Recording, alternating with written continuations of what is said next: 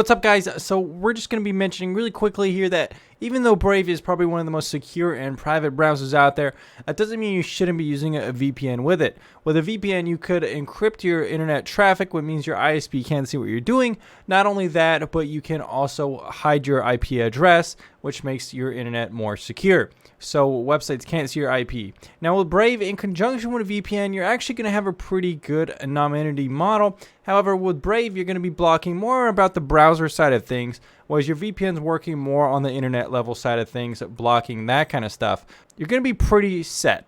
Alright guys, let's check out Brave. Now you may have not heard of this browser, but it's actually becoming quite a favorite in the privacy and anonymity kind of sector.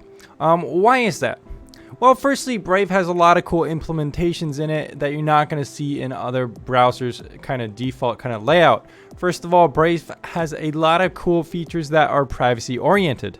So Brave actually markets itself as well as a privacy web browser from the inventor of JavaScript and co-founder of Mozilla. So basically it has built-in ad blocking to give you a faster internet browsing experience. But it also has a deep level of security and privacy protection. So what are some of the ways that Brave can protect you in terms of being a browser? Well, it has ad control. It also has cookie control, so you could block third-party cookies. You can also block fingerprinting, browser fingerprinting. You can enable HTTPS everywhere, which means you're only going to be connecting to SSL encrypted websites. You can even block scripts. You could block social media, so you will make it so Google login buttons on third-party sites don't exist. Block Facebook logins, Twitter embedded tweets, and all these things do track you in terms of analytics and stuff when they are on websites. You could even customize a lot of other things like basic appearance settings and stuff like that. Overall, though, out of the box, it gives you a lot that other browsers don't.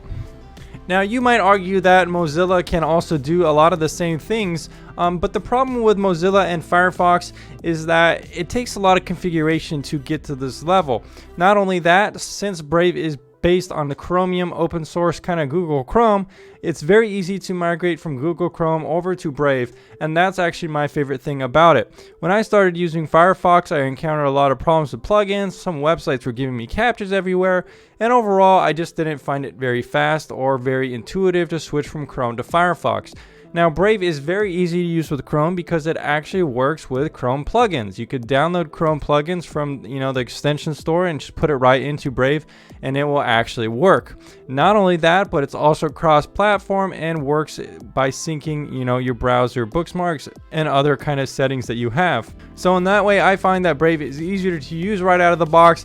Not only that, you don't have to add all these configurations since the settings really do give you a lot of control over privacy and anonymity in terms of ad tracking, social media blockings, and so forth. So it's good out of the box, and it's cross-platform, and it's privacy focused, but it also is very fast. People have found that Brave is actually faster than Chrome. It's blocking ads better, and not only that, but if you want to watch ads, you can also choose to support them, which is an interesting idea. You can actually earn what is called BAT. BAT is a cryptocurrency, so it's a kind of an interesting way to get you to watch ads and reward you for doing so. However, it's careful to mention that the ads don't really compromise your privacy or security since it only lets certain ads through. So Brave kind of markets it like this. They say Brave's anonymous but accountable campaigns ensure that advertisers are connecting with the users they are seeking, removing the excessive costs, privacy, security, and fraud risks currently associated with middlemen in digital advertising.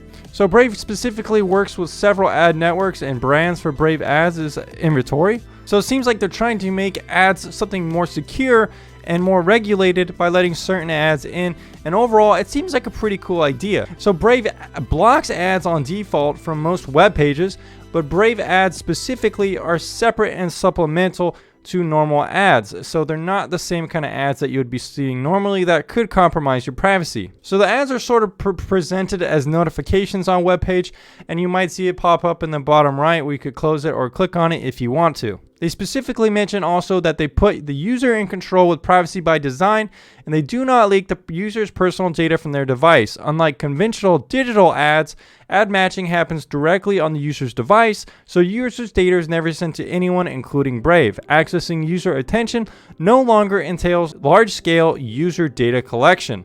So that's pretty cool. So it's a good way to watch ads and actually earn some money. Users receive 70% of the gross ad revenue, while Brave receives the remaining 30%. And users are rewarded with basic attention tokens, or BAT, like I mentioned, via the integrated Brave rewards in their browser, and there's a wallet to store them. At the close of the Brave's rewards cycle, users can claim the tokens they've accumulated for having viewed ads.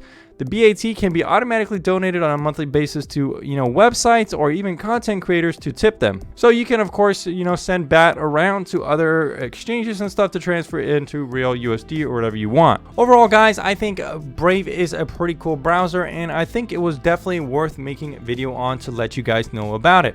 Do you like Brave? Do you use it? Did you know about Brave? Let me know down in the comments down below, and I'll see you again on the next video.